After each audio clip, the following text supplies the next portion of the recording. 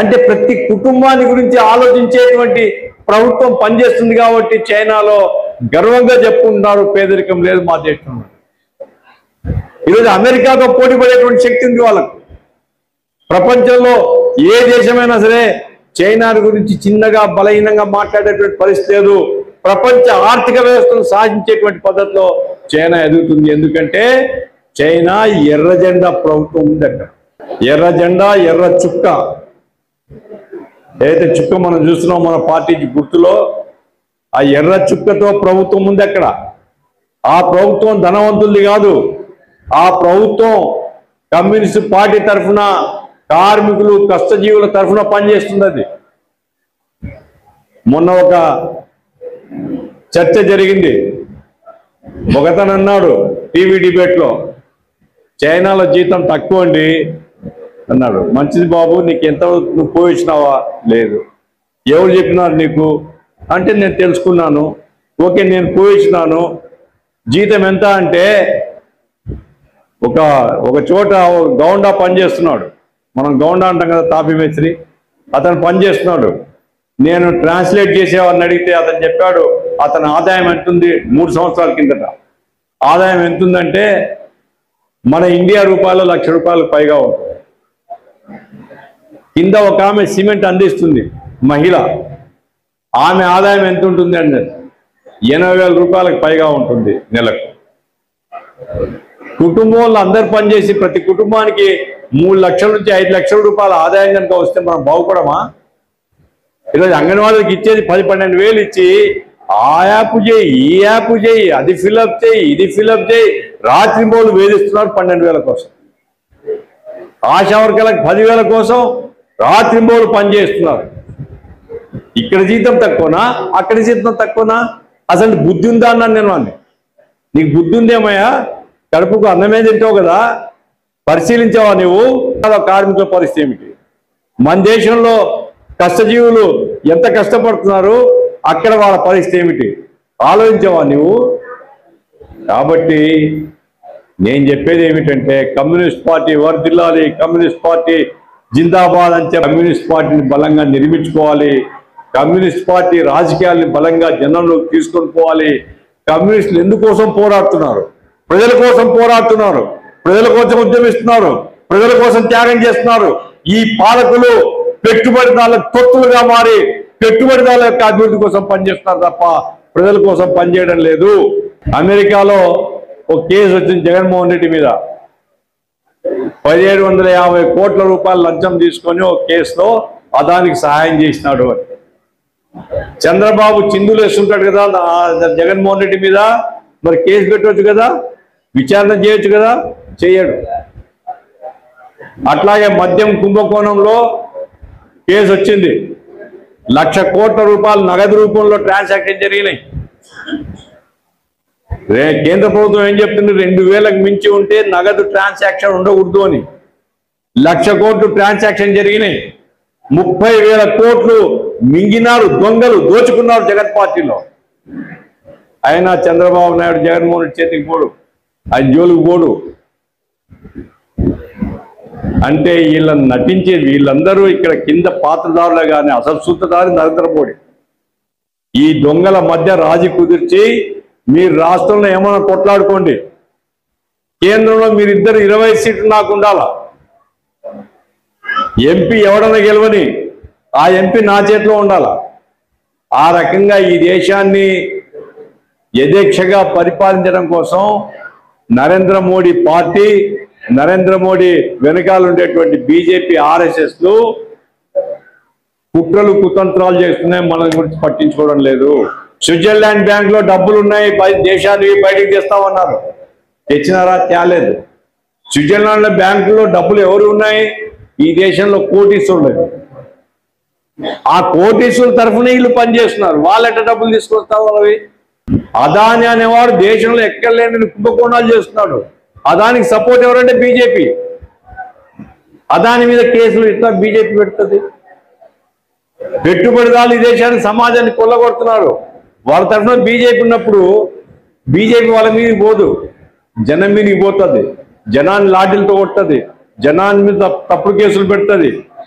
కాబట్టి అసలు ఈ దేశాన్ని గురించి మనం ఆలోచించాలి. మనమేం ఆలోచిస్తున్నాం? ఈ నెలలో మన ఆదాయం ఎట్లా పెంచుకోవాలా, పక్కులను ముంచైనా సరే మనం ఎట్లా బాగుపడాలా. పక్కులను నువ్వు ముంచుతావు, నిన్ను నీ పక్కోడు ముంచుతాడు. పరస్పరం మనం అందరం ఒకరినొకరు ముంచుకుంటే అందరం మునిగిపోతుంది తప్ప తేలేదేం లేదు. మనం అందరం కలిసి ఎట్లా బాగుపడాలా, అందరం కలిసి ఈ వ్యవస్థను ఎట్లా మార్చుకోవాలా. ఉత్త మాటలతో మారదు సమాజం, పోరాటాలతో మారుతుంది. అటువంటి పోరాటాలు ఎట్లా తీసుకొని రావాలా, ప్రజలను ఎట్లా చైతన్యపరచాలా. రైతుల కష్టాలకు కారకులు ఎవరు? వ్యవసాయ కార్మికులకు పనులు లేకపోయిన కారకులు ఎవరు?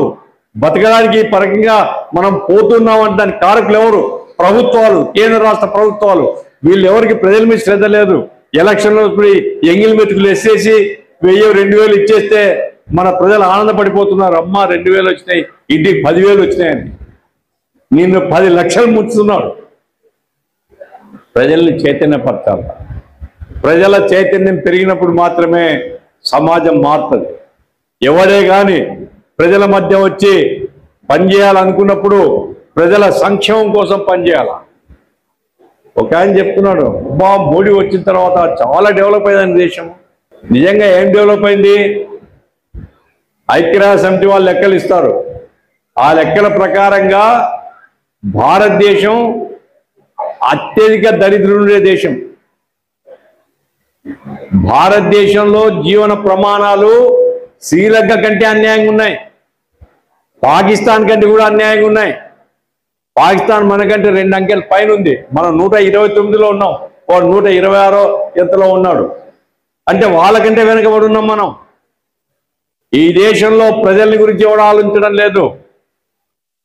కాబట్టే ప్రజల గురించి మనం ఆలోచించాలా, ప్రజల్ని సమీకరించాలా, మన జీవన పరిస్థితులు మారాలా, మన జీవన ప్రమాణాలు మెరుగు కావాలా, మన పిల్లలకు ఉపాధి అవకాశాలు కావాలా, మన రైతులకు మంచి ఆదాయం రావాలా, మన వ్యవసాయకులకు పనులు కల్పించాలా, మన గ్రామాలు బాగుపడాలా, మన జీవితాల్లో పనిచేసేటువంటి శ్రామిక మహిళలు కావచ్చు, కాంట్రాక్ట్ అవుట్సోర్సింగ్ వాళ్ళు కావచ్చు, ఇతర చిన్న చిన్న ఉద్యోగాలు చేసే వాళ్ళు కావచ్చు, వాళ్ళందరూ బాగుపడేటువంటి పరిస్థితి రావాలి. ఇప్పుడు చంద్రబాబు నాయుడు చాలా మాటలు చెప్పుకుంటాడు కదా. ఈ రాష్ట్రంలో ఉండేటువంటి 50 లక్షల మంది అసంఘటిత కార్మికులకు ప్రభుత్వము 5 సంవత్సరాలకు ఒకసారి ధరల పెరుగుదలను బట్టి జీతాలు నిర్ణయం చేయాలి. ఇచ్చేదేమి గవర్నమెంట్ ఇయ్యదు. షాపులో పనిచేసేవా ఉంటాడు, జీతం షాపులో పనిచేసేవాడికి ఇంత జీతం అని ప్రభుత్వం నిర్ణయిస్తే షాప్ యజమాని ఇవ్వాలా. హోటల్లో పనిచేసేవాడు ఇంత ఇవ్వాలా అని ప్రభుత్వం నిర్ణయిస్తే హోటల్ యజమాని ఇవ్వాలా. ఫ్యాక్టరీలో పనిచేసే కార్మికుడికి ఇంత జీతం కనీస వేతనం అంటే ఫ్యాక్టరీ యజమాని ఇవ్వాలా. ఈ రాష్ట్రంలో 20 సంవత్సరాల నుంచి వేతన సవరణ జరగడం లేదు. 20 సంవత్సరాల కిందట ఏ కనీస వేతనాలు ఉన్నాయో అవే అమలు జరుగుతున్నాయి. జగన్మోహన్ రెడ్డి ముఖ్యమంత్రి అయిన తర్వాత ఆ రోజు మేము కలిసాం. అయ్యా, నువ్వు చేతి నుంచి ఇవ్వాల్సిన పని లేదు, ₹1 నీకు ఖర్చు కాదు గవర్నమెంట్కు. ధరల పెరుగుదలను బట్టి పాత జీతాలు పెంచుతూ జీవో ఇవ్వవయ్యా అని జగన్మోహన్ రెడ్డి ఇవ్వలే, చంద్రబాబు నాయుడు ఇవ్వలే అంతకుముందు. ఇప్పుడు ఇవ్వడు. ఎందుకంటే పేదవాళ్ళకి జీతాలు పెంచడం ఇష్టమే ఉండదు. పేదవాళ్ళకి జీతాలు పెంచితే వాళ్ళ అమ్మా నాయన చచ్చిపోయినంత బాధపడతారు వాళ్ళు. ఇప్పుడు అంగన్వాడీలు చాలా కాలంగా కొట్టాడుతున్నారు. జీతాలు పెంచుతున్నాడు ఎవడన్నా? వాడు పెంచలే, ఈడు పెంచడు. కాబట్టి ఒక సంఘటితమైనటువంటి, ఒక సమరశీలమైనటువంటి, మొత్తం సమాజాన్ని కదిలించేటువంటి ఉద్యమాలు మనం నిర్మించాలా. ఈ సమాజాన్ని మార్చితేనే మనం బాగుపడతాం. దానికోసమే కమ్యూనిస్ట్ పార్టీ పనిచేస్తుంది, దానికోసమే సిపిఎం పార్టీ సంఘాలు పనిచేస్తున్నాయి. కాబట్టి ఒక కొత్త వ్యవస్థ రావాలా, ఒక స్వర్గం లాంటి వ్యవస్థ కావాలా. సుందరయ్య గారు వెళ్ళిపోయినారు, చెప్పి వెళ్ళిపోయినారు.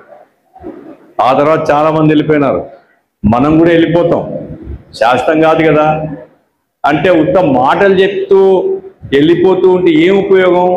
అటువంటి ఉద్యమాలు నిర్మించి ఇతరులు మార్చుకున్నారు సమాజాన్ని, ఇతరులు ఆ సమాజాన్ని మార్చుకుని సుఖవంతమైన జీవితాన్ని అనుభవిస్తున్నారు. మనం ఎందుకు అనుభవించకూడదు? ప్రకృతి అందరికి సమానం, గాలి వెలుతురు నీరు అందరికి సమానం. అందరికి సమానంగా ప్రకృతి చూస్తున్నప్పుడు ఈ పాలకులు మన సంపదను వాళ్ళకి కట్టబెడుతూ మన శ్రమను కొల్లగొట్టి వాళ్ళని బాగు చేస్తూ వాళ్ళ ఆస్తులు పెరుగుతూ వాళ్ళ విలాసాలు పెరుగుతూ మనం నానాటికి అణచివేయబడుతున్నాం.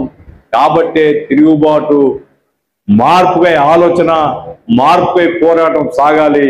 అటువంటి ఉద్యమాన్ని నిర్మించినప్పుడు మాత్రమే ఎమ్మిగనూరు ప్రాంతంలో, లేకపోతే అసలు నాకు చిత్రం మీ ఎమ్మెల్యేలు ఎవడు ఇక్కడ ఉన్నాడు. సరే మొన్న అతను ముస్లానా కేశవరెడ్డి ఆయనతో ఊర్లో ఉంటాడు, అది ఆయనేమి ఎమ్మిగనూరులో వచ్చి ఉంటాడు, అప్పుడప్పుడు పెత్తనాలు చేయడానికి వస్తాడు. ఇప్పుడు ఉన్న ఆయన హైదరాబాద్లో ఉంటాడు, ఆయన పరిపాలన సాగుతుంది, ఆయన గెలుస్తూనే ఉంటారు. ఎట్లా గెలుస్తుంది నాకు అర్థం కాదు. ప్రజలకు ఎట్లా విశ్వాసం సంపాదించుకుంటారు? అరే ప్రజల దగ్గరికి పోయి వాళ్ళ బాధల కష్టాలు ఎవడని చూస్తున్నాడా? రైతుల పొలాల్లో పోయి పంటలు కులిపోయినా, పంటలు బాగుపడినా, ఎంత అవుట్పుట్ వచ్చింది, ఒక ఎకరాలో మరి ఎంత ఖర్చు పెట్టినాడు, రైతులు ఎట్లా ఆదుకుంటారు, గవర్నమెంట్ నిలవేయాలి కదా. ఎమ్మెల్యే అనేవాడు ప్రజాప్రతినిధి అంటే ఏమి, ప్రజల తరఫున మాట్లాడాలి కదా, ప్రజల తరఫున పోయి కొట్లాడాలి కదా. ఎవడో కొట్లాడుతున్నాడా? నాకేమిస్తాం నాకేమిస్తాం నాకేస్తాం అనేవాడు ఉన్నారు తప్ప. అందుకోసమే మనం ప్రజల దగ్గర పోవాలా, మనం ప్రజల్ని సమీకరించాలా, మనం ప్రజల్ని చైతన్యవంతం చేయాలా. ఆ డ్యూటీ మనం చేస్తేనే మన పార్టీ పెట్టుకోవడానికి, మన పార్టీ ఆఫీస్కు గౌరవం ఉంటుందని మీ అందరికి సవినయంగా మనవి చేస్తూ ఇంతతో